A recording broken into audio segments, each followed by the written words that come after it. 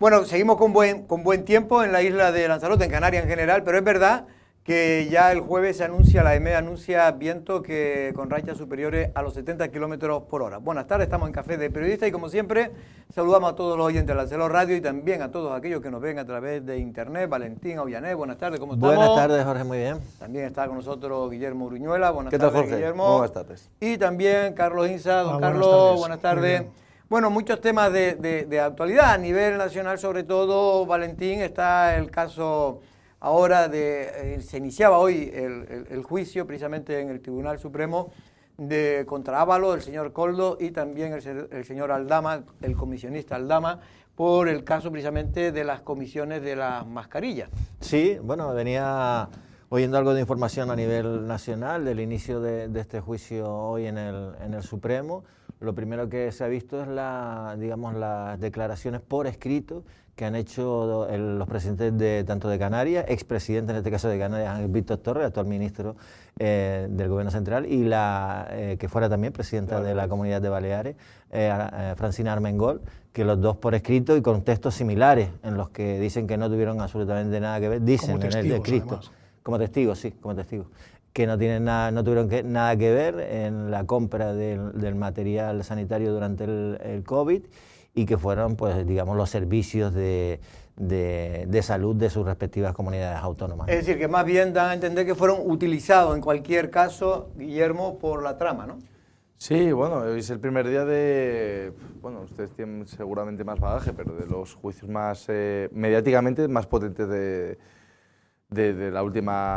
los últimos 10 años, seguro. Hoy arrancaba, como comentaba Valentín, ni Ángel Víctor Torres ni Armengol acudieron físicamente. Sí que es verdad que a través de un escrito lo leyeron en sala y bueno, de los pocos titulares que hemos ido recopilando, pues por ejemplo el hermano de Koldo García sí que aseguró que había recibido dinero en metálico. Bueno, va a ser un juicio, creo que son 14 días de juicio en total, va a ser diferentes, hasta 60 o 70 personas tendrán que testificar durante estos días y veremos en qué queda. Creo que le piden 24 años de cárcel para el exministro Ábalos y 19 años y medio para Koldo García. Y en el caso de Víctor Aldama, por su cooperación con la justicia, la condena es de 7 años, lo que le piden. Carlos, ¿tiene mucha esperanza en este juicio? ¿Cree que esto Para mí esto es un va a ser juicio condenado? donde se sienta en el banquillo al gobierno de Pedro Sánchez. Por responsabilidad política al menos, ¿no? Pedro Sánchez y todos sus ministros han marcado distancias con estos señores que están siendo juzgados y desde luego lo que no nos pueden engañar al resto de los ciudadanos es que ahí hubo un trato muy íntimo entre Pedro Sánchez, el presidente del gobierno, y su exministro Ábalos. Sí, que ahora casi se olvida, ¿no? Que ahora se olvida de él, fue secretario general del partido, fue quien prácticamente le aupó fue quien leyó su discurso de investidura, recuerden el discurso de investidura, el discurso de investidura no, el discurso de la moción de censura, que con un alegato contra la corrupción brutal, atacando al Partido Popular y a Rajoy y ordenándoles que se fueran. Y bueno, pues es un juicio total donde las conexiones con el gobierno de Pedro Sánchez son brutales. Hemos estado viendo hoy y ayer los mensajes de WhatsApp que se publican en el diario El Mundo, donde medio gabinete de Pedro Sánchez pues da su apoyo a Aldama, ¿no? Y dice que es una persona íntegra, recta, y etcétera, etcétera. Bueno, se lo dieron cuando todavía no se conocía. Bueno, sí, evidentemente. Sí, los WhatsApp son... Ya estaría no se lo van a decir ahora porque sería como, en fin. Claro, lo que es curioso es que el modus operandi, no solo en este caso, sino en varios casos diferentes que salpican también directamente a Pedro Sánchez o su gobierno, el modus operandi ha sido el mismo. En el momento, además, es que es negar la mayores. Para mí es atentar a la inteligencia de las personas, porque tú cuando escuchas a Pedro Sánchez hablar no solo de Ábalos, que ha sido su mano derecha, su hombre de confianza y seguramente en la intimidad amigos y demás, pues de Santos Cerdán un poco más de lo mismo. O sea, que estos juicios, esta trascendencia mediática y esta implicación directa del gobierno no son hechos puntuales, de decir, bueno, oye, pues es una oveja descarriada que de repente ahí en un pueblo de Albacete, pues es que estamos hablando de que ha cometido una prevaricación. Claro, además que no hablamos de una cosa aislada, o sea, según Pedro Sánchez y su gobierno, son 3 tipos que se han dedicado a delinquir dentro de un gobierno muy grande, ¿no? Pero es que era una conexión donde implicaban a un ministerio como el Ministerio de Fomento, que es el ministerio que más dinero mueve ahora en España, con absoluta diferencia, pero además organismos públicos importantísimos como Adif y otras empresas públicas que también de mucho nivel. Me podrán decir... Será un segundo juicio, porque el de ahora es exclusivo. Ahora solo el tema de las mascarillas, pero todo relacionado con Adif y el Ministerio. Sí, está todo relacionado. Y vinculando a comunidades autónomas donde ahora se han desmarcado. Bueno, las 2 comunidades autónomas que compraron fueron Canarias y Baleares, que intentó venderle el material deteriorado a otras personas, pero no a otras comunidades, pero no y cayeron. Con gastos de mucho dinero, incluso con anuncios, con avisos por parte de los técnicos diciendo que las mascarillas no correspondían, no cumplían, y aún así pues empeñándose en comprar y tal, y donde, bueno, pues a la vista de los audios, pues la declaración de Torres, o sobre todo en este caso de Torres de hoy, pues se cae por su propio peso, porque todos hemos visto, todo Canarias sabe cuáles eran los mensajes que se transmitía con su amigo Koldo, con su amigo Ábalos, y muchos dicen, no, es que quería trepar y ascender a un ministerio, pero no había ninguna malicia. Pero, en fin, esto desde luego, desde un punto de vista político, quizás no tenga, desde un punto de vista jurídico no tenga mucho recorrido, pero desde luego desde un punto de vista político esto es un palo para el actual ministro, que vamos, a más de uno se le caería la cara de vergüenza. Yo soy de los que he dicho siempre que más allá de que judicialmente o la justicia efectivamente no tenga responsabilidades judiciales, tanto el señor Ángel Víctor Torres o el propio Pedro Sánchez, más allá de que judicialmente no tenga recorrido, como dice Carlos, otra cosa son las responsabilidades políticas, que tampoco ya el PP en su día tampoco pagó cuando el caso Gürtel, y ahora pues parece que tampoco se hace responsable el presidente del gobierno de España. No, alguna hora sí pagó porque hubo él pagó indirectamente y cayó el gobierno. Pero ya lo pagó, pero por una moción de censura, no porque él decidiera que es lo que tendría que haber dicho, asumir esa responsabilidad. Perdón un momento, pero es que tenemos en directo a nuestro compañero, al redactor Alberto Fabricio. Buenas tardes, Alberto, ¿cómo estamos? Buenas tardes, Jorge. Bueno, Alberto, te hemos enviado en este caso a una gasolinera de Arrecife porque ayer, en principio, se tomó por parte del gobierno de Canarias las llamadas medidas anticrisis para rebajar un poco los costes que tienen las familias, en este caso por la guerra de Irán. Es verdad que se tenía que aplicar esas medidas anticrisis hoy, pero por cuestiones burocráticas no han podido, y creo que es mañana cuando entra en vigor. Pero no sé si tú has podido hablar con alguien ahí y si qué es lo que piensan, si son necesarias, si se ha notado la subida que ha habido en estos últimos meses precisamente por esa guerra. Así es, como tú dices, Jorge, ayer el Consejo de Gobierno del Grupo de Gobierno del Gobierno de Canarias aprobaba esas medidas anticrisis para paliar el alza de los costes en nuestro archipiélago, y hay que decir que se ha notado en las últimas semanas ese aumento de los costes. En esta gasolinera, por ejemplo, como tú dices, han pasado de 20 o 30 céntimos más tanto la gasolina sin plomo como el gasoil. Eso significa, por ejemplo, que llenar un tanque de 50 litros ha aumentado entre 10 y 15 euros cada vez que personas o clientes vienen a esta gasolinera, o cualquier gasolinera de la isla de Lanzarote. Sobre todo se ha notado en el diésel, que ronda el 1,60, y la gasolina sin plomo, que está en torno al 1,45. Tenemos aquí a un cliente, en este caso a Ramón, que estaba en estos momentos poniendo gasolina. Vamos a preguntarle qué tal, Ramón. Buenas tardes. Buenas tardes. ¿Usted ha notado en las últimas semanas ese aumento a la hora de echar gasolina? Sí, en las últimas semanas no, pues yo pongo, como quien dice, un poquito de tarde, pues soy jubilado, entonces no uso mucho el coche. Pero ya vi que se me estaba acabando y digo, bueno, y cuando llego y... No, en realidad no miro los precios, sino digo, llénamelo, voy, entro, allá, hago 4 cosas, y cuando salgo y dice, no, voy a pagar, y digo, pero estás equivocado, el mío es el número 5, y dice, no. Tanto dinero. Digo, ¿cómo? Casi el doble, me ha dejado temblando. O sea, supongo que todas estas medidas tanto a usted, como dice que usted en este caso es jubilado, como a cualquier familia, bueno, pues al final de mes les hace incluso a veces llegar justo, ¿no?, de dinero.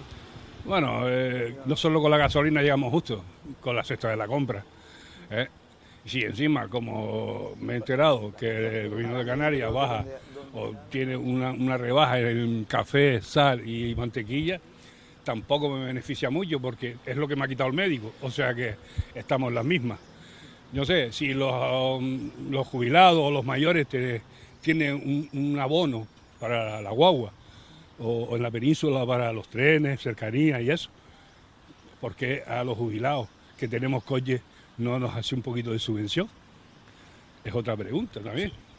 Pues muy importante, muchas gracias, Ramón. Esa es la reflexión de este caballero, ciudadano que vive aquí, que estaba repostando en esta gasolinera del barrio de Valterra, en Arrecife. Como decíamos, compañeros, 5 medidas que ha aprobado el gobierno de Canarias, un escudo social con el que pretende paliar, aunque es verdad que ese tanto por ciento, del 1% del IGIC al 0% del combustible, apenas se va a notar, va a ser 1 céntimo, entrará mañana en vigor por esos problemas burocráticos, pero que también con esos alimentos, esas ayudas a los autónomos y también a los sectores agrícolas e industriales, pues se va a intentar paliar. Hemos dicho que es una partida de 30 millones de euros y que entrarán a partir de mañana, así que esperemos que aunque sea poco, pues tengan ese efecto y sobre todo que la guerra dure lo menos posible, porque si no los precios van a seguir subiendo. Pues sí, Roberto, pues muchas gracias por esa presencia en una gasolinera, que es una gran gasolinera, por cierto, presta un gran servicio, pero es evidente que la subida de la gasolina, en este caso de los combustibles en general, tras la guerra de Irán, pues se han disparado. Yo creo en este caso, muchas gracias, Alberto, creo en este caso, Guillermo, que... Gracias a ustedes. Creo, Guillermo, que en este momento la gasolina está en la parte más alta de la historia de la isla de Lanzarote que yo recuerde, y me puedo equivocar. Yo de hecho busqué los datos, lo que pasa es que no hay un histórico, pero más o menos te diría que yo creo que el miércoles de la semana pasada yo que habitualmente lo miro, porque una cosa que me interesa ya a nivel personal, de ver cómo fluctúan un poco los mercados y demás. La semana pasada había una estación de servicios, verdad que no era la media, la semana pasada, el miércoles estaba en 1,40 más o menos la media de la isla, ¿vale? En 1,40 y poco.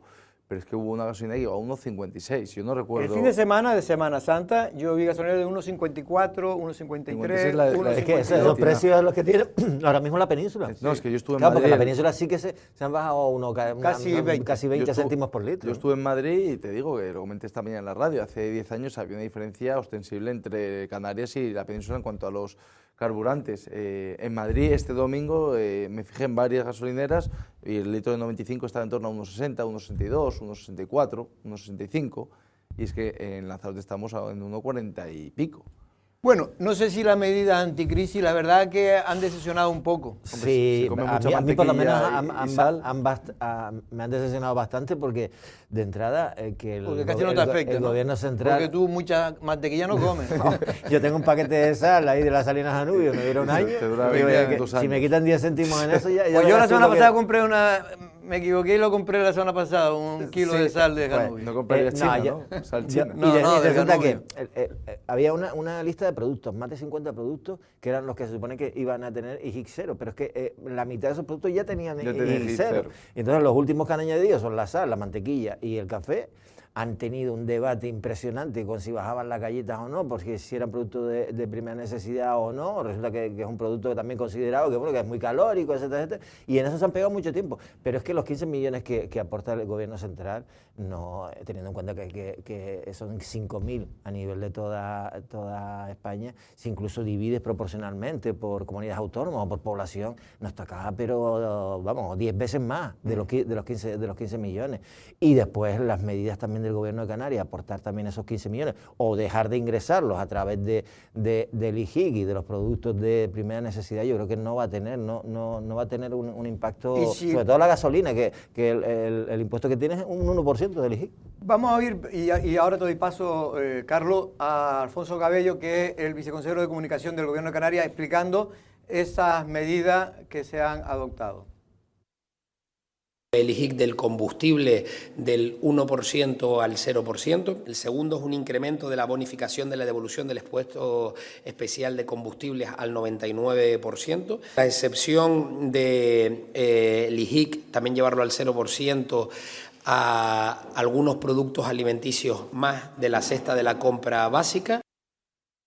Es verdad, Carlos, que principalmente en Canarias sufre, porque yo creo que más allá de la gasolina y tal, en fin, hay otros productos de primera necesidad y yo pienso sobre todo en las familias menos favorecidas y que efectivamente tienen que comer todos los días y ahí sí que se nota, y si tienen hijos, ahí sí que se nota precisamente que las cosas han subido. Ya venía desde la época de Ucrania, que no ha bajado prácticamente nada, y que la inflación, aunque sea menor, pero claro, se va sumando inflación de cada mes y al final los productos, yo soy de los que digo que como Guillermo, que yo voy a comprar personalmente y casi se puede decir que el 60% han subido la cesta. Si antes me gastaba 150 euros en una compra, ahora me gasto 200. Sí, sí, los precios se han multiplicado. En los últimos años la guerra de Ucrania tuvo su impacto. Desde entonces no se han parado. La inflación sigue para arriba. O sea, la inflación no ha empezado ahora con la guerra de Irán. La inflación lleva muchos meses de subida imparable. Sube un porcentaje muy bajo, pero sigue subiendo el acumulado anual, sigue subiendo y el mensual también. Y luego, el acumulado sobre todo. Pero lo que hace subir el precio, lo que hace subir los precios de los alimentos es el petróleo. En el momento que el petróleo se dispara, empieza a crecer, el resto, todo lo demás va detrás. Entonces, yo ya lo decía el otro día, a mí me parecía que era una medida bastante lamentable por parte del Gobierno de España, y ya no solo la chapuza que hizo con Canarias, sino que ya me parecía muy poco. O sea, me parecía una cosa que o sea, no cubre, el porcentaje sí, es... Se lo va a chascar a poco que siga subiendo el petróleo. Ya está. Y yo creo que ahí además, yo veo un poco de usura, digamos, por parte del Gobierno. O sea, el Gobierno, el impuesto que pagamos de gasolinas por combustibles, yo creo que llega en torno al 80, el 90% se va en impuestos. O sea, si no más. Bueno, si no más. En la suma de todos los impuestos, yo he leído que está en torno al 70. Casi en el 80, está casi en el 80 y ahora con la subida sube, o sea, todavía ingresa más el Gobierno.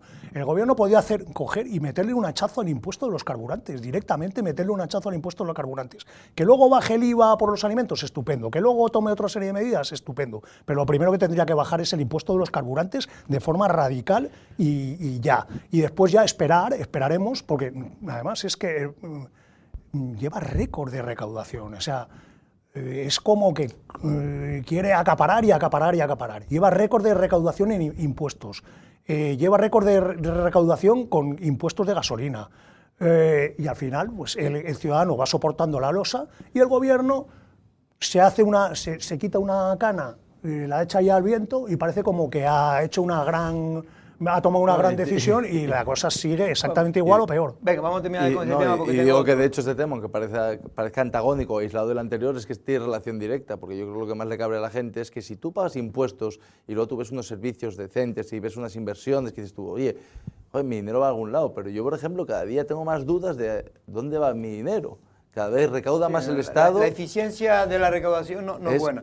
Y por cierto, ahora se ha creado una polémica porque Hacienda, bueno, y eso ha ocurrido siempre, y es que aunque usted tenga una casa alquilada y no le paguen porque la persona es un ocupa o porque ha dejado de pagar, usted tiene el contrato, tiene que declararlo como que lo ha cobrado.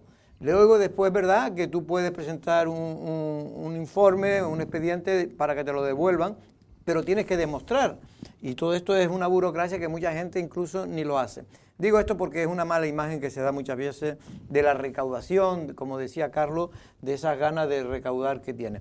Pero vamos a otro tema. Bueno, antes de nada, Guillermo, ayer llegaba una primera patera del año. Una cosa curiosa porque es verdad que en 2025 ya aflojó la llegada de pateras. De hecho, en toda Canarias llegaron durante lo que llevamos de los primeros 3 meses, el año pasado, 2025, unas 900 pateras, y ahora, 900 personas, y ahora son unas 300 las que han llegado, y esta es la primera, que estamos viendo imágenes, que llega, si no me equivoco, a Lanzarote. Sí, ¿no? La verdad En lo que va al año 2026. Ha sido impresionante. De hecho, en el primer trimestre de 2026 no llegó ningún inmigrante, porque la primera patera, que fue la de ayer, ya no entra dentro del primer trimestre, pero podemos decir que en lo que va de año... Vía marítima, ¿eh? Vía marítima, sí. Porque vía aérea sí llega. Pero aquí hay un factor muy importante. Son muchos factores. No, Hombre, no sé. también. No, perdona. Sí, termina. No, simplemente para hacer la comparativa, que este primer cayuco llegaron 37 inmigrantes y el año pasado, por estas fechas, habían llegado casi 1.400, 1.390 y Sí, algo. en los primeros 3 meses. En los primeros 3 meses. Y bueno, uno de los factores que eso tendrá bastante, yo creo que incidencia, es el mal estado de la marea, que la verdad que llevamos un invierno atípico en Son Lanzarote, varios factores, sí. con fenómenos costeros adversos, y luego entiendo que pues habrá tejemanejes políticos, que yo sé que Valentín y Carlos tienen información de Marruecos, supongo que por ahí también habrá, por lo menos Enrique Espinosa ha comentado en más de una ocasión, que existen controles fronterizos en Marruecos más estrictos. Me estás diciendo que esto no son imágenes de hoy, de ayer, sino estas No, son de archivo, o algunas mezcladas. En cualquier caso, Carlos, el hecho de que se haya parado de manera evidente durante 2025 en comparación con 2026 en comparación con 2025, los primeros 3 meses, ¿es significativo o crees que se debe a algo en especial? Bueno, se habla lo de que ha dicho política. Guillermo, o sea, para mí el factor climático es importantísimo. Es que en Canarias, bueno, hemos visto en Lanzarote, no ha parado de llover, temporales prácticamente todas las semanas, la marea muy mal, y eso evidentemente, vamos... Es que ¿usted recuerda un invierno tan duro en cuanto a condiciones climatológicas? Bueno, sobre todo, tan seguido no. Tan seguido no. pero de manera consecutiva 4 meses. Sí, yo he notado inviernos más fríos en días concretos, pero no tantos días tan fríos. No, y tanto temporal, hablo de del tanto agua, viento, de lluvia, de viento. Sí, sobre de todo hablo mar. del estado del mar, que cada pocos días se activaba. Eso retrae, desde luego retrae mucho. Y Una luego, alerta de diferente índole. Había alerta roja por fenómenos costeros, pero también había alertas naranjas y amarillas que no son tan. Sí, no, la mar ha estado fatal, y sobre todo los barcos que vienen ya de más al sur, digamos de Mauritania, todas esas cosas, lo tiene mucho más complicado. Es que todavía. la borrasca Terés también pasó por el norte de África. África, y eso influye. O sea, si está ahí mar a mar, la gente no se embarca. No se embarca, está clarísimo. No, es evidente. Y- No, simplemente para terminar, venga. No, sin embargo, por ejemplo, en Melilla, Ceuta y Melilla, tienen récord ahora mismo de entrada de inmigrantes. O sea, las mafias no se quedan quietas, las mafias utilizan otras vías. movilizando, claro, para otra zona. Exactamente.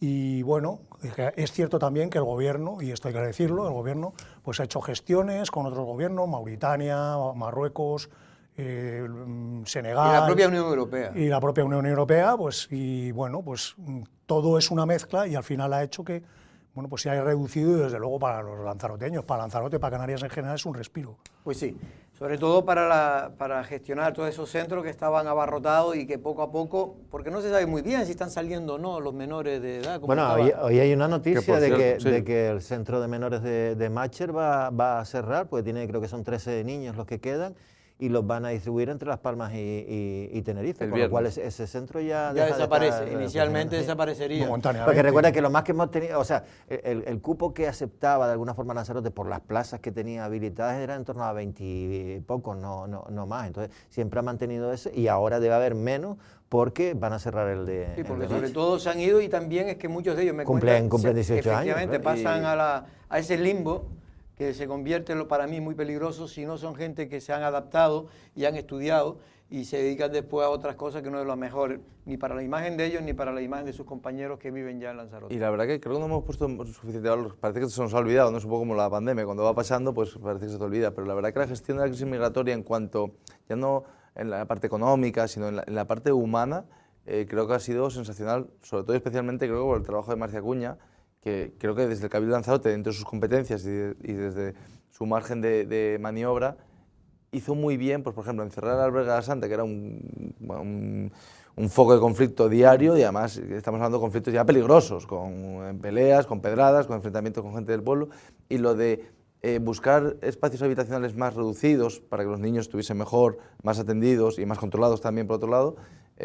Para mí eso me pareció una gestión dentro de Lanzarote, en este caso a nivel cabildicio, muy buena, repito, de una crisis migratoria que parece que se nos olvidó, pero que hace 2 años fue Todavía tremenda. hay más de 3.000 Sí, no, menores. todavía faltan 1.000 y pico por en derivar. Canarias, es decir, pues todavía hay por ley. comunidades Es una autónomas que no han gestión muy buena asumido por no han parte, asumido a pues, en ningún este caso el menor. Cabildo, los voluntarios, También, por supuesto. los voluntarios, pero se echa de menos al Gobierno Central y a la Unión Europea. O sea, el Gobierno Central es que ni se le ha visto con el problema de la inmigración. Parece como que no era un problema español. Y la Unión Europea, 3/4 de lo mismo. O sea, la Unión Europea nos ha dejado una estacada totalmente. Cuando somos frontera sur, y desde luego es un problema que es importantísimo para Europa, no es solo para España. Bueno, por cierto, que las previsiones del verano, según Susana Pérez, la presidenta, en este caso de Asolán y también de la Federación Turística de Lanzarote, ¿son buenas? Bueno, comentaba que, a ver, estamos en un momento de incertidumbre, que como siempre Lanzarote, entre comillas, está un poco supeditada a lo que ocurra en Europa o en el mundo, que obviamente, yo estoy con Carlos, además es que funcionan así los mercados, el barril de Brent, el petróleo, el combustible, que es lo que mueve a día de hoy el mundo, es lo que marca todo. Entonces, puede haber una cierta inestabilidad de cara al verano por el aumento. Pero porque hay gente, yo he hablado con algunos del sector, que estas cosas son efectivamente la incertidumbre, siempre que hay un conflicto que es mundial, porque esto es un conflicto que está afectando a todo el mundo, nunca se sabe, pero también podría traer efectos positivos Por la seguridad que genera Canarias a estar muy lejos del conflicto, ¿no? No dijo nada de eso. No lo sé, fue el compañero Alberto el que puede hablar. Creía que había ido tú. Pero de todas maneras, también cuando hay demasiado jaleo fuera de tu país, la gente busca seguridad, pero también se mueve mucho menos. Se mueve menos. No, y sobre todo por el aumento de los precios. Es que todavía, como esto se alargue, es que ya están hablando de crisis, o sea, ya están hablando a nivel esta inflación, global. están hablando de que la inflación se mantenga durante un tiempo determinado. No, esta inflación, que es inflación desbocada junto a recesión económica, que no pueden haber casi nada peor, porque se junta el hambre con las ganas de comer. Y eso lo vamos a ver en verano. O sea, en verano ya vamos a ver si ya estamos notando el alza. Llevamos 3 semanas de guerra prácticamente. Imagínate cuando llevemos 5 o 10 meses. ¿Pero tú crees, Carlos, que esto dura 5 o 10 meses? Pues ojalá, pero las cosas no se están poniendo bonitas. Es inaguantable 5 o 10 meses. Es que hoy Irán ha bombardeado hoy Arabia. Hoy sabremos algo porque está el último ultimátum. Sí, bueno, ya ha dado un par de últimos ultimátum. Se supone el último no ha vuelto a abrir la boca. Sí, ha dicho que les va a borrar del mapa, pero... no ha vuelto a abrir la boca. Y a las 2 de la madrugada, o sea, a la 1 de la madrugada es cuando se cumple. Y ahí fue cuando dijo que caía todo, digamos, todo el peso. Yo no sé si este hombre juega el despiste o es que es muy ignorante para decir todos los disparates que dice, porque la verdad es que no dice una cosa bien dicha. Y además no solo los disparates, sino que lo dice todo con una ligereza, como si estuviera hablando de un videojuego. Es que somos capaces de en una noche borrar Irán del mapa. ¿Cómo se puede decir eso? O sea, una persona con una responsabilidad, no sé. De verdad. En fin, vamos a ver lo que ocurre. Por cierto, que el tema de la noticia que se enfocó positivamente, el tema de la Reserva Marina, que se ha tomado una serie de acuerdos, la Reserva Marina de lo que se llama el archipiélago Chinijo, La Graciosa, Islote y también... Toca Famara un poquito también. Y toca, el Risco de Famara también, toca toda la zona de Famara. Norte, de Órzola. Sí. Bueno, de hecho creo que, si no me equivoco, es una de las reservas marinas declaradas más grandes de Europa. De Europa. Sí. En este caso, hay una noticia que nosotros le hemos dado un poco la vuelta, y es que una de las medidas que se han adoptado es evitar lo que hasta ahora estaba ocurriendo, y es la especulación en la venta de barcos que ya tenían licencia para poder, no para matar, sino para pescar, en este caso.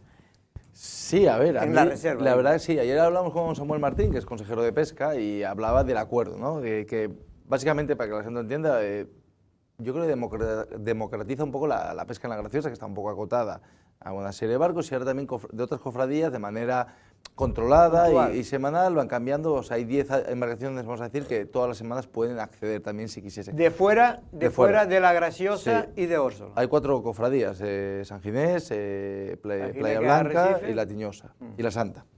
Entonces podrían acceder, ¿no? Uno de La Santa podría... Es verdad que también, por lo que me ha comentado un poco la gente de la pesca, uno de Playa Blanca no va a ir habitualmente a pescar. Pero lo de La Santa sí, cuando ven que pueden coger algo... Pero la segunda noticia que me pareció... Cuando hay buen tiempo, sobre todo. Me pareció muy interesante es que hasta ahora había a mí me pareció una especulación total, y que obviamente pues había ahí un mercado, una especie de submercado, que es que se vendían barcos, no por el valor del barco, sino por la licencia, para poder pescar en La Graciosa. Entonces un barco de 30 o 40.000 euros... tú lo comprabas y te podían 80. llegar a pedir por 100, más 80 del porque doble. lo que estabas comprando no era el barco, estás Claro, comprando la capacidad de pescar. La capacidad de La poder licencia. pescar en un sitio, digamos, acotado, que donde Eso se es, entiende entonces- que hay pescado y que va más o menos a seguro, ¿no? Cuando pescas ahí. Eso es, entonces ahora lo que te dicen, oiga, ¿usted quiere vender el barco? Vale, lo vende al precio Pero se del queda sin valor de licencia. mercado, pero no puede hacer negocio con la licencia. Se queda sin licencia, en Efectivamente, este no caso. se puede Ya vender, no se ese puede barco transferir. quedaría sin licencia. Y claro, porque además... Esto como los taxis. Pues a ver, si esa licencia la tiene un pescador profesional y la compra un tío que no es profesional, pues entonces le estás quitando al sector esa capacidad que tienen, con lo cual es lógico, ¿no? Que no, y sobre todo frenar la especulación, ¿no? Sí, sobre todo yo creo que es frenar la especulación. Eso me destacaba algunos gente que se podían beneficiar. Yo lo agradezco, gente de Órsola, que se podían beneficiar porque ellos también podían vender esos barcos más caros. Y me decían que esto es para él una de las principales medidas de todas las que se han adoptado de Sí, último. pero que pasó un poco como de soslayo, ¿no? Esa información. Sí, pasó de soslayo. A mí Pero es un poco como ocurre con las licencias de taxi, Sí, con que sabe que cuando de se los muere taxis. una persona Hombre, y tal, lo eso extraño, se queda en la familia. Lo extraño es que esto se estuviese permitiendo hasta ahora. Yo Es sé decir, que porque existía. ahora es lo que... Claro, porque nadie esperaba que fueran a hacer negocio. Claro, pero tú sabes dónde la licencia no la tiene el barco realmente, la tiene el pescador Claro, que tiene pescador. que tiene hasta el día de hoy barco. era- Entonces, claro, si vendes el barco no vendes la Sí, pero licencia. Lo que esto pasa es no que ha también cambiado, se puede porque dar... antes era así, como sí, dice no, pero Guillermo. también es verdad que a lo mejor cuando vendías el barco es porque ya no ibas a pescar, con lo cual también podía tener sentido que fuese con la licencia si quien llevaba el barco ese que tú compres también es un pescador profesional y no es alguien que es ajeno, digamos, a Eso es lo que al dicen mar. los defensores de que se debería Claro, de porque mantener. si vendes tú el barco, realmente es porque no es, salvo que vendas tú el barco y vayas a comprar otro, y mantienes la licencia y das otra licencia más, ¿no? Bueno, hoy en las voces de la mañana, el programa de Láncelo Radio de Erika Cerdeña habló precisamente con Cristo Caraballo, que es el presidente, si no me equivoco, de la Cofradía de Pescadores de Playa Blanca, y valoró esos cambios. Sí, claro. Él, pues en ese sentido, el que vendía el barco, en ese sentido, pues aprovechaba, ¿sabes? Cuando vendías un barco a la Graciosa, ya no era solo el valor del barco, porque a lo mejor el barco a lo mejor son barcos viejos, a lo mejor te lo compran por los papeles, pero al tener ya licencia metida ahí para la reserva, pues ahí le mandaban para arriba el precio, pues bastante considerable. Bueno, pues esto es lo que al menos algunos opinan sobre estos cambios que han venido a mejor porque democratizan de alguna manera la utilización de un espacio reservado como es precisamente, y valga la redundancia, la reserva marina del archipiélago Chinijo. Los transportistas, sobre todo los guagüeros, Guillermo, siguen protestando por esa, digamos, tasa que se quiere poner a las guaguas por aparcar cuando esperan para los clientes. La verdad que, bueno, comentamos un poco fuera de cámara y es que es la realidad. A mí me da la sensación que Canarias en particular, ¿no? En este caso también se ve afectada a Baleares, pero Canarias en particular, yo creo que todas las medidas que toma el gobierno de España piensa que, no sé, que Canarias es poco más que una colonia. Estamos que un está- poco lejos. Ya, Es bueno, que ese es el está problema, lejos cuando físicamente, pero- se está lejos, Bueno, pues entonces no cuando- es que no es que no nos escuchen, es que no nos oyen. Bueno, pues cuando me cobren los impuestos, que me cobren también como si estuviese muy lejos, pero es que al final yo pago igual que uno que vive, lo comenté hoy en la radio. Bueno, tenía entendido que ahora, sabes que va a haber negociaciones, igual que con el País Vasco, para el tema de la participación que puede tener ambas comunidades autónomas en el Consejo de Administración de AENA. Sí, que hasta ahora dijo veremos Cabello cómo que queda solo- eso, que- veremos cómo queda. Pero había oído que una de las medidas que estaban exigiendo era retirar, por ejemplo, esta, y que AENA estaba, digamos, un poco en el sentido de que lo estaba entendiendo. Sí, que están Porque entendiendo, es por lo po- es menos posible- dar es posible como que no se hacen otros aplique. sitios, como hacen otros sitios, lo que se llama un tiempo de cortesía. Es decir, que oye, por lo menos 20 minutos entre qué tal, porque lo que no es normal es que la guagua a veces se retrasa el vuelo y tienen que esperar 2 horas. Pero tú no te das cuenta que al final, si tú estás dando un servicio y tú necesitas un tiempo para la recogida y la bajada de pasajeros, Claro. entonces no se dan cuenta que hay muchas empresas que pueden quebrar. Es que parece que me da la sensación de que Pero con es que respecto a Canarias se dinamita cualquier siempre. tipo de actividad que genera dinero, que genera riqueza. Parece que ponen tantas trabas como ¿qué es lo que quieren? Que el tío que se dedica a las guaguas... No, lo Es que esa decía Carlos voracidad, antes, esa es la voracidad voracidad. esa velocidad recaudatoria que no tiene límite, Son insaciables. que son insaciables. Y entonces tú dices, ahora hablabais antes de que la Semana Santa ha sido extraordinaria en la isla. En algunos complejos ha rozado el 95% en los días más tal. Sí, los puntales. Más de 2.300 operaciones de vuelos récord esta Semana Santa, récord. Sí, O sea, el aeropuerto se está forrando, es uno de los, está entre los 7 aeropuertos más rentables más de rentable. España. Y lo único que hace es recaudar. Que ha recaudado Entonces, años hasta 40 millones de beneficios. es De que sea beneficios. rentable, o sea, de es una cosa beneficios. que ya clama al cielo. Pero luego ya no grandes inversiones, si es que hasta hace poco, bueno, Sí, no, ahora, la ahora inver- han pasado cuatro veces el rastrillo por encima. Y luego hay que ver cómo lo quiero decir, tienen. el mantenimiento Y era luego- lamentable. O sea, No, hombre, y que nos vendan este plan director ahora nuevo, que ya se va a acometer, es verdad, una inversión importantísima cuando tenía que haberse acometido, como mínimo hace 10 años. La verdad es que tenemos una ENA que realmente yo me alegro de que dé muchos beneficios, porque eso es bueno para España, pero me gustaría que fuera un poquito más, digamos, empática con Canarias. Vamos a publicidad y regresamos.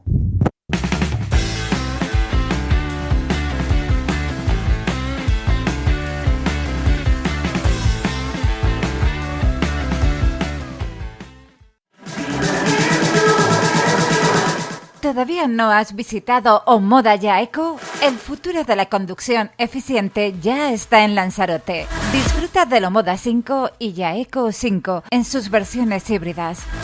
Puedes encontrarnos en Arrecife o a través de nuestra web omodayaecocanarias.com. Sé fiel a tu instinto, infinitamente híbrido. Omoda Yaeco.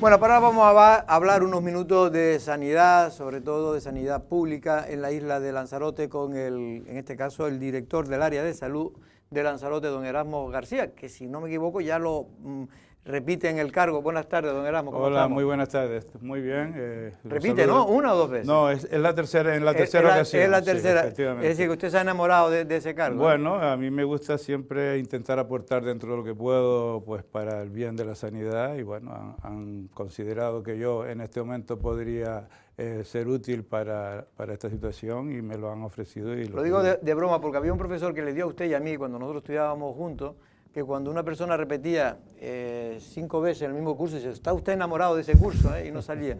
Don Erasmo, hablando de salud pública, en este caso, ustedes tienen mucho que ver también su área con el tema de la contaminación de las aguas, y en este caso, saber si están aptas o no aptas para el baño. Ya por fin, este fin de semana pasado, se pudo abrir al baño, después de casi 5 meses, la playa del Reducto. Los análisis por fin dieron, en este caso, negativo.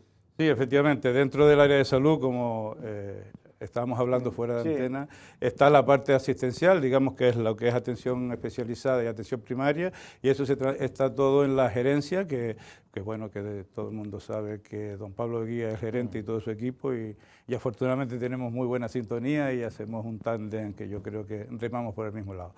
Y por otro lado, dentro del área de salud está lo que es salud pública, lo que es la inspección médica y todo lo que es traslado, prótesis, ortoprótesis y demás. Y tal y como bien decía, dentro de salud pública están los inspectores, que tenemos que casi nunca se habla de ellos porque es una gente que hace un trabajo y tenemos unos magníficos Sí, parece que no inspectores. tienen cara. de hecho, Efectivamente, y lo que tenemos que dejar claro es que gracias a ellos podemos estar tranquilos de que tenemos salud tanto en el agua, en los alimentos. sí, en los alimentos y en el aire, pues tenemos, digamos que analizan lo que comemos, lo que bebemos y lo que respiramos, ¿no? Y con respecto al tema del agua, pues sí, el reducto estaba dando unos problemas porque yo creo que ya habíamos hablado en que la playa del reducto se hacen 3 tomas, digamos una cerca del Gran Hotel, otra en la Punta del Camello, como conocemos, y otra justo frente al Hotel Diamar, más o menos por ahí, En los el centro de la Betancores, playa, para efectivamente. Entonces, normalmente nunca daba problemas, sobre todo siempre daba algún problema en la zona de la Peña del Camello, cuando venía el tiempo de sur, que entraba, pues, las bacterias no adecuadas entraban dentro de la playa. Sí, porque hay que decir que ahí hay efectivamente. se producen vertidos de agua sucia cuando no da capacidad o no tiene capacidad, en este caso el recolector que está en la calle Triana. Estupendo, creo que lo ha dicho usted muy bien. Pues efectivamente, y la sorpresa que nos dio es que en la toma 2, que en el punto 2, digamos que es donde estaba en la mitad de la playa, últimamente, hace como 4 o 5 meses, como dicen, nos empieza a dar el positivo. O sea, que como usted dice, positivo es que es malo, no que es bueno. Entonces, pues bueno, tuvimos que cerrar la playa precisamente por eso, y se pone el contacto al ayuntamiento, se lo decimos al ayuntamiento, porque también dejamos claro que la autoridad sanitaria en el tema de playa es los alcaldes de cada municipio, y ellos son los que abren y cierran, y nosotros lo que hacemos es le damos los informes pertinentes para ver si pueden estar aptas al baño o no.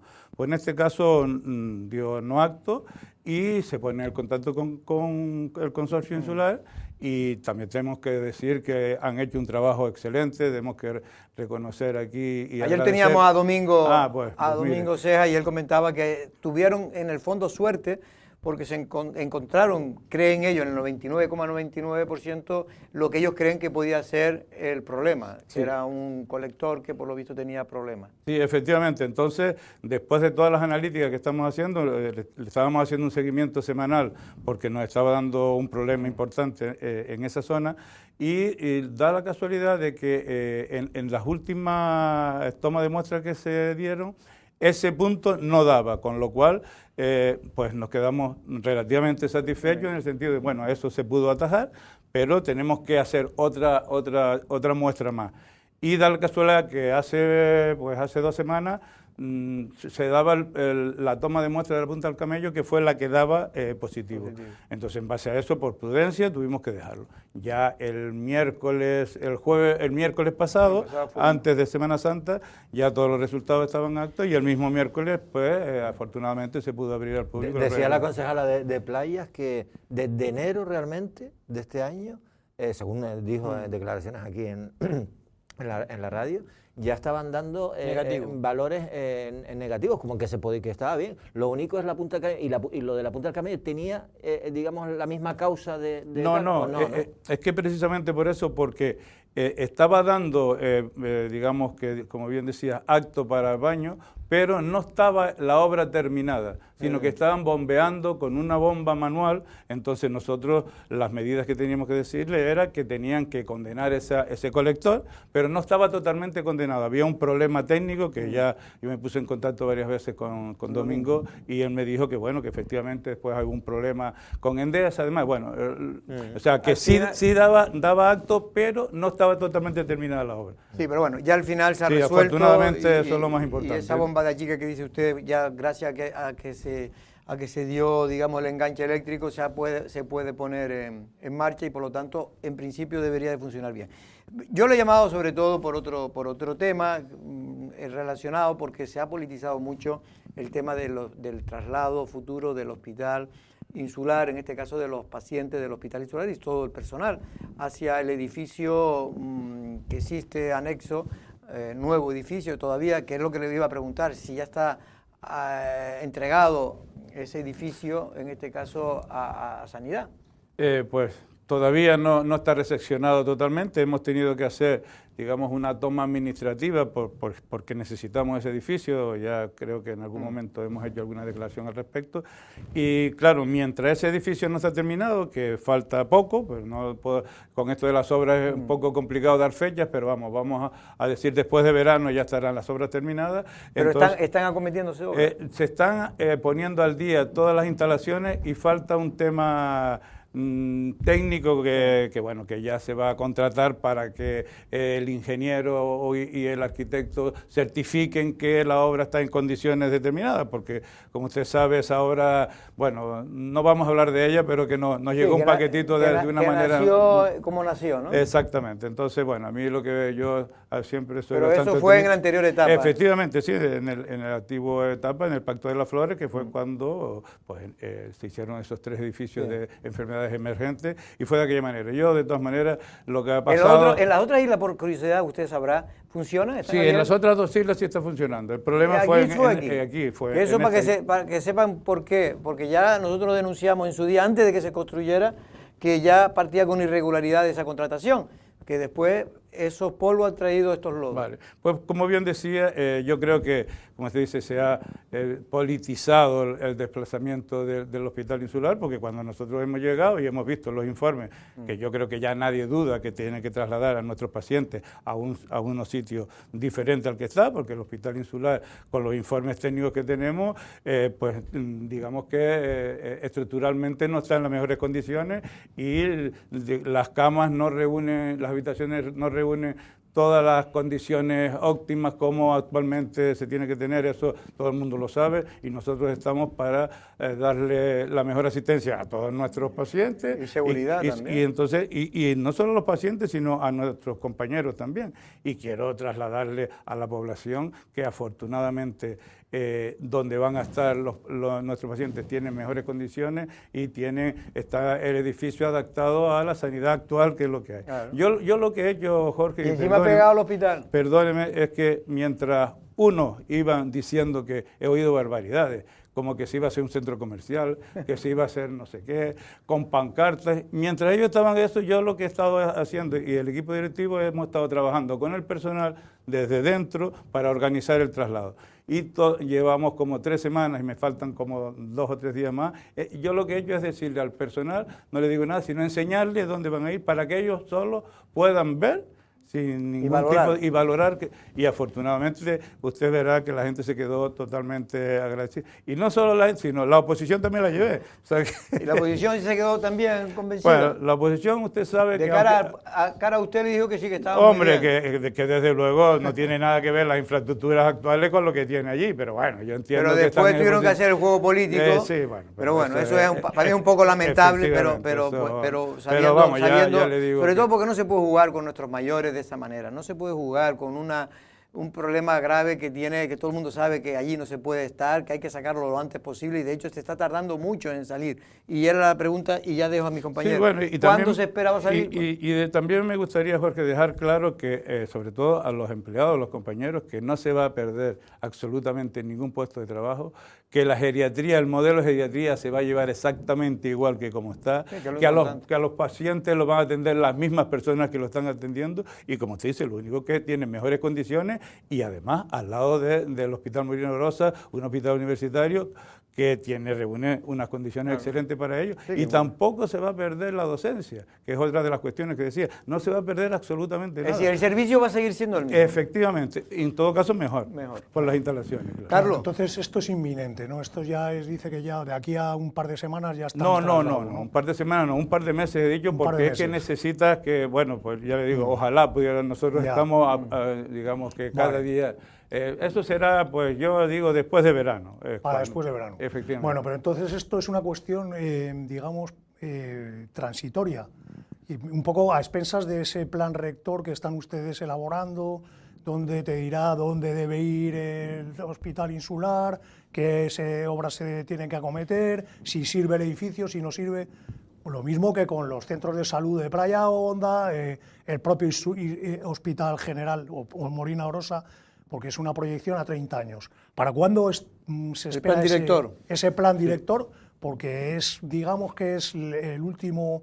la herramienta para que la isla, desde el punto de vista sanitario, pues avance, porque ahora mismo estamos en una situación de constreñimiento, porque crece la población, porque los servicios, a pesar que se ha notado, sí que efectivamente se ha notado en estos últimos 3 años un avance tremendo, y eso hay que decirlo, porque la realidad es la realidad, en listas de espera, donde los quirófanos han hecho récords de operaciones, en fin, patatí patatá, pero la solución del plan rector, ¿para cuándo se espera? Sí. Plan director.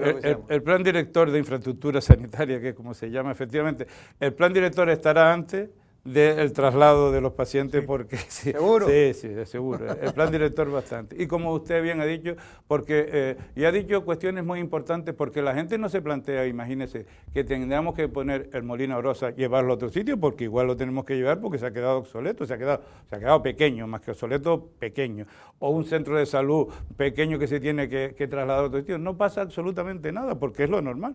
Pero, como había dicho inicialmente, se ha politizado con el Hospital Insular de esa manera. Otra de las cuestiones que hay que dejar claro con el tema del retorno de nuestros mayores al Hospital Insular, que Posiblemente esa sea a nivel particular mi opinión personal, pero desde luego eso tendrán que decir los redactores del plan si se puede hacer allí o no. De cualquier caso, lo que sí está claro, para que no haya ninguna confusión, que el suelo donde está el hospital insular será sanitario o sociosanitario. O sea, eso no se puede hacer otra cosa. Que posiblemente, ¿La propiedad es del Cabildo todavía? La propiedad del Cabildo no es, o sea, la propiedad está cedida al Servicio Canario de Salud mientras se esté ejerciendo la sanidad. Claro. Si dejamos de ejercer sanidad, pasa al Cabildo otra Y vez. ya sería sociosanitario. Efectivamente, que sería, y además el sitio donde Ideal. está, ahí sería el ideal. Una Pero residencia de mayor ahí vendrían y pues pintado. mire cómo estamos, y nosotros estamos ya con Claro, una edad... yo lo digo por mí. Es que esa Entonces, es ¿el plan una de director las para críticas. cuándo? Que no me ha quedado ¿Perdón? claro. ¿Para cuándo es el plan director? Eso Para- será... O sea, ahora abril, mayo, era, ¿no? Mayo, junio, vamos a dejar. Mayo, junio. Mayo, junio, sí. Es que una de las críticas que hacía la oposición es que no, es que fíjate qué diferencia es estar en el hospitalito nuevo Sí. a estar ahí alrededor del charco, de San Ginés, con esas pistas. Pero es que, por ejemplo, la residencia de mayores sigue ahí. Efectivamente. Y a quien se traslada, digamos que son pacientes que además tienen una hospitalización, no sé si están todos en cama, reciben rehabilitación, no sé, un poco, ¿cuál es el perfil de ¿Pero los cuál te pacientes? refieres? ¿A los que hospital, están vamos. en el hospital o en la residencia? Porque allí... No, está- vamos hay a dos ver. cosas. La residencia se va a mantener La residencia exactamente se igual. mantiene, Eso sí. se entiende, se mantiene. Y eso no se cierra. No, al contrario, eso se va a seguir manteniendo porque además una... No se cierra durante las obras, digo. No, para nada. La residencia se va a seguir manteniendo y además una residencia de alto requerimiento,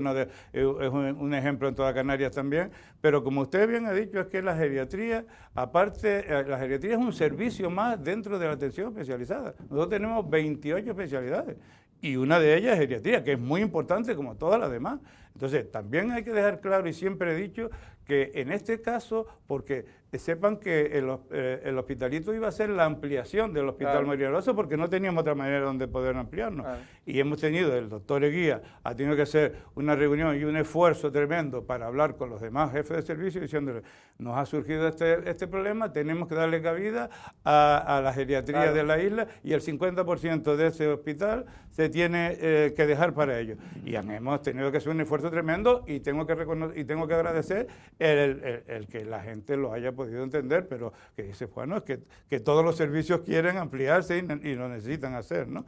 Pero como usted bien ha dicho, la geriatría es un servicio más dentro de la gerencia del hospital. Y de atención el perfil especializada. del paciente, que son personas que ya mayores. Sí, encamadas, efectivamente, gente mayor, pero es que de eso usted cuenta, que esa gente mayor también necesita de otros servicios que tenemos en el Molino Rosa, como cardiólogo, efectivamente, medicina interna, nefrólogo, cardiólogo, toda esa gente, y se da casi más asistencia de otras especialidades que de geriatría, o casi tantas. Quiero decir que no solamente eso, y además van a ganar en calidad, como decíamos, porque es que los tenemos ahí al lado, que no tienes que trasladarlo, sino una camilla lo llevas al otro servicio, ¿no? Erasmo, yo te voy a decir una pregunta que es complicada, así que piénsalo, porque es una pregunta trampa. El Partido Socialista, ya en la época, nunca fue partidario precisamente de que, en este caso, no era partidario de que el hospital que llevaba el Cabildo, porque el hospital insular lo llevaba el Cabildo directamente, el servicio de geriatría, con acuerdos con la sanidad pública, ¿no?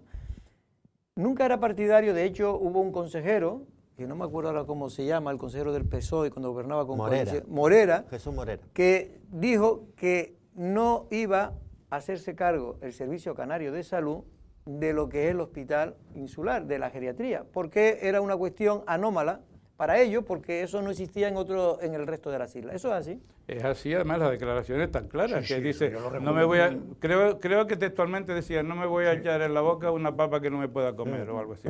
Pero yo lo conozco perfectamente, Jorge, porque hay que dejar claro que nosotros, desde Coalición Canaria, apostamos fuertemente por la integración. De hecho, yo estaba de director de área cuando se hizo la integración en 2019, Pedro San Ginés estaba presidente del Cabildo, Baltar era el consejero de Sanidad y Fernando Clavijo. Y esa es la realidad, no es... Y no fue fácil, ¿eh? No fue Pero que nada además fácil. además era una injusticia porque el Cabildo soportaba un gasto de cerca de 20 y tantos millones, casi 30 millones de euros anual solo del hospital. No sé si tanto dinero, pero bueno, por ahí Fue andaba. una negociación muy muy complicada. dura, y estuvimos varios meses negociando, sobre todo para la integración del personal. No, digo esto porque a veces presume el PSOE, porque a mí yo conozco a trabajadores del Hospital Insular desde hace tiempo, y gente que me han dicho que si no se llega a hacer eso, que hizo la época de Pedro San Ginés, hubiera desaparecido porque era imposible mantenerlo por parte del Cabildo, y el Servicio Canario de Salud en aquel momento, cuando estaba el PSOE, se negaba a cogerlo,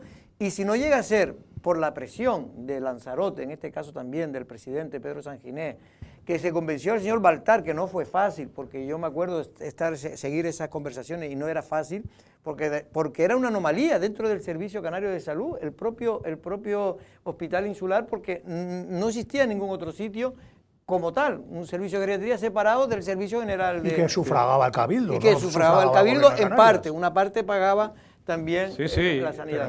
Eso fue así, efectivamente. Y además, ya no solo eso, sino que el edificio en sí ya reunía unas condiciones que nosotros, cuando hicimos la integración, lo que se mandó a hacer fue un estudio de cómo estaba el asunto. Luego, da la casualidad, bueno, por las circunstancias electorales, que posteriormente entró otro partido a gobernar, el Partido Socialista, y otro gerente, y vieron los informe que se había hecho, porque claro, nosotros nos integramos, fue final diciembre del 18, 17. Principio del 19, creo recordar de memoria, y cuando vimos aquello, la infraestructura del Hospital Insular está, pues son 75 años, bastante se ha hecho, se ha mantenido así de alguna manera con mantenimiento y demás, pero hay cuestiones de, bueno, todos conocemos que en el año 23 hubo un conato de incendio y hubo un problema, claro. Que es que las camas no pueden salir por las habitaciones, como se lo estoy diciendo. En algunas, en otras sí, sí, en algunas efectivamente, no. Pero tiene que tener todo. O sea, pero que claro, por lo tanto yo creo que en líneas generales yo creo que la población ya tiene claro que nos tenemos que trasladar, ya tiene claro, y además, yo siempre se lo he dicho, yo le invito a todo el mundo que quiera ir a ver las nuevas instalaciones del Hospitalito, que yo particularmente me ofrezco a enseñarse como se lo estoy enseñando a todos los trabajadores, todos los jueves que van 10, 15 a enseñárselo a cualquier persona. Nosotros por suerte, y es verdad que fuimos un día y pudimos sacar imágenes, y recibimos algunas llamadas, no voy a decir que muchas llamadas, pero algunas de gente diciendo, oye, pero eso está estupendo para por lo menos de manera provisional, llevar a los mayores que están precisamente en el Hospital Insular, porque si no, ¿dónde van a ir? Es que esa es la pregunta, ¿dónde pueden llevarlo si no es ahí? No hay otro sitio donde poder llevarlo actualmente. tenemos la suerte y la fortuna de poder tener ese espacio para poderlo hacer, ¿no? O sea que debemos estar agradecidos de que por lo menos en Lanzarote podemos tener ese sitio y lo bueno, que vamos a seguir manteniendo exactamente el mismo modelo de geriatría que nos ha caracterizado en Canarias y en España, lo vamos a mantener exactamente igual, son los mismos profesionales, lo único que en instalaciones más modernas, o sea, lo demás es todo populismo y demás. Porque me quedan 3 minutos, me gustaría cambiar de tema, pero si no... Sí, lo que quería comentar, que por ejemplo en Lanzarote, por ejemplo, no pasa lo que está pasando en el resto de las islas, que por ejemplo hay personas mayores que están en los hospitales ocupando camas médicas por una cuestión de que los familiares no tienen con qué. En el Hospital del Pino están más de 1000, creo que ya están. En Canarias sobre 3000 y más de 3000. Pues mira, 3000 están ocupando camas hospitalarias. Aquí no pasa aquí eso. Afortunadamente hay un caso o dos muy puntual que los trabajadores sociales están haciendo un trabajo espectacular con respecto a eso, y es verdad que pasa, pero eso, aquí afortunadamente no ha sido tanto, y otra de las cosas es que en un momento dado, pues bueno, lo tenemos que mantener un tiempo, pero que el hospital, la geriatría no está para eso, quiero decir. O sea, eso es, pues entra por medicina interna o entra por cualquier otra, por donde sea, y luego se mantienen allí. Desgraciadamente en Canarias pasa eso, y nosotros pues tenemos la suerte de que no es un problema grave aquí en la isla, ¿no? Carlos, la última pregunta, si quieres hablar de otra cosa. No, si quieres preguntarle. No, yo quería simplemente... solamente tienes interés. Yo lo único que tenía previsto preguntarle también es porque se han hecho algunas mejoras ostensibles, pero es verdad, y se lo he comentado al gerente, a Pablo Ejía, en el tema de que muchas mejoras, porque yo creo que no se ha invertido nunca tanto en la sanidad de Lanzarote como ahora, en lo que son en inversiones. Sin lugar a la menor duda. Pero lo que quería decir es que como ha aumentado la población, cada año casi 3.000, 4.000 personas, en los últimos 5 años, después de la pandemia, pues realmente yo le decía a Pablo que porque él, un hombre que ha trabajado, y yo lo conozco hace mucho tiempo, un profesional íntegro y que le gusta trabajar y hacer las cosas bien, pero realmente yo creo que la gente no percibe todas esas mejoras que se han ejecutado en el hospital general y en la sanidad pública en general, ¿no? Claro. Porque los centros de salud se han quedado pequeños, pues hay que reconocerlo, que la mayor parte se han quedado pequeños, que por muchos especialistas que se hayan aumentado, pero como son tanta la gente y encima tenemos una población flotante importante, pues todo eso complica, ¿no?, la gestión del día a día. Sí, desde luego que complica, pero sobre todo en el tema de inversiones, no voy a hablar del capítulo 1 ni del 2, sino del capítulo 6. Imagínense, en la legislatura anterior, en el Pacto de las Flores, para Lanzarote había una media de unos 3.800.000, algo así, cada año para inversiones. Desde que Coalición Canaria ha cogido las riendas, pues ya estamos, el año pasado concretamente estábamos en 7.600.000 y pico. Pero este año hemos duplicado y este año vamos a estar en más de 14 millones en inversiones. Y eso es lo que pasa. Y otra de las cosas que no se ve es que, ¿qué es lo que pasa? Que estamos trabajando mucho en las calderas, en los oxígenos, en el central eléctrica. Son un montón de inversión, pero que si eso no lo arreglamos, el hospital no puede funcionar. Claro. Y eso son cosas que a lo mejor la gente no ve. Pero es que también tenemos un nuevo TAC, tenemos el robot Da Vinci, que somos de las Islas No Capitalinas el primero que tenemos. Estamos, pues ahora, por ejemplo, vamos a inaugurar yo creo que esto es una primicia, dentro de 2 o 3 semanas el Centro de Salud de Tahiche, que está pendiente de conexión con Endesa. Pues tenemos en San Bartolomé, porque dicen que no invertimos en municipios que no son de coalición San Bartolomé, el Centro de Salud de San Bartolomé, hemos hecho una obra súper importante con el tema de los aires acondicionados, el frío y el calor, que será, posiblemente se inaugure en septiembre. Ahora ya está adjudicado también la obra, ya está licitada y adjudicada los 1.000 metros cuadrados para las nuevas consultas externas. Vamos ¿Las consultas externas en el propio hospital? En el propio hospital, donde estaba una zona digamos, administración, lo hemos tenido que pasar a un edificio Ubara y otro fuera, pues hemos tenido que hacer eso porque es que necesitamos más consultas, porque afortunadamente tenemos más profesionales, y tenemos que atender a más gente. Y ya está adjudicado los 1.000 metros cuadrados, que posiblemente nos la darán también antes de final de este año. Es más, pues ya vamos a licitar lo de Costateguise y la ampliación. La ampliación también de Tinajo. Todo eso le estoy diciendo de memoria, se me quedan muchas cosas. ¿Y lo de Playa Honda? En lo de Playa Honda lo que vamos a hacer, que ya hemos decidido, se va a revisar el plan, el proyecto que se tenía, porque, como todo el mundo sabe, Playa Honda, sin lugar a la menor duda, merece otro centro de salud mayor que el que tiene. Eso nadie lo pone en duda. Lo que pasa es que el plan funcional dice que tiene que ser un centro de salud de 1.800 metros y el proyecto tenía más del doble. Entonces, claro, que tiene que estar dimensionado. La inversión que se hace en la isla tiene que estar acorde a las necesidades, porque uno de los centros que más se requiere, que a ver si ya por fin el Ayuntamiento de Arrecife nos puede ceder el suelo, es el Centro de Salud de Argana, porque es que en Argana no existe. En Playa Honda existe, es pequeño, pero todavía existe. Pero es que en Argana no existe y por eso tenemos atascado Titerroe y tenemos atascado pues, la urgencia, Valterra. Entonces, pues precisamente por eso, ¿no? Pues entonces la solución es un nuevo proyecto, entonces, ¿no? En un nuevo hospital, Playa Honda. No, en Playa Honda. En Playa Honda lo que sí está claro es el plan funcional. El plan funcional es el mismo. No, pero quiero decir que el proyecto, o sea, es un proyecto muy grande, lo van a acondicionar. Sí, efectivamente. O sea, un nuevo proyecto. Se va a condicionar a ver si se puede utilizar algo del proyecto nuevo. Yo no soy técnico, ¿no? Pero vamos, lo que van es a revisar el proyecto, a ponerlo acorde a las necesidades. De todas maneras, el alcalde, cuando ha estado aquí, ha dicho que esto estaba aprobado ya por ese proyecto estaba aprobado en su día por la sanidad pública. Bueno, a nosotros lo que nos dice el programa asistencial es que está sobredimensionado. O sea que a mí yo... No, una cosa es que esté sobredimensionado y otra cosa es que estuviera aprobado sobredimensionado. No, lo que está aprobado es el plan funcional. El plan funcional dice qué es lo que se necesita.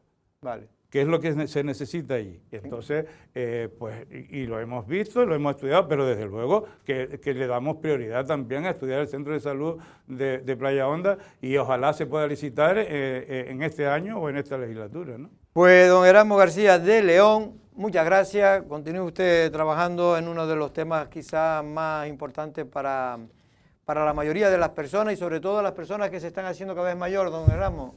Muy bien, muchas gracias y como siempre digo, mucha salud para todos, ¿no? Muchas gracias, Erasmo. También a Carlos Insa y a Valentín Aullaner. Nosotros no es una amenaza. Mañana a la misma hora. Buenas tardes.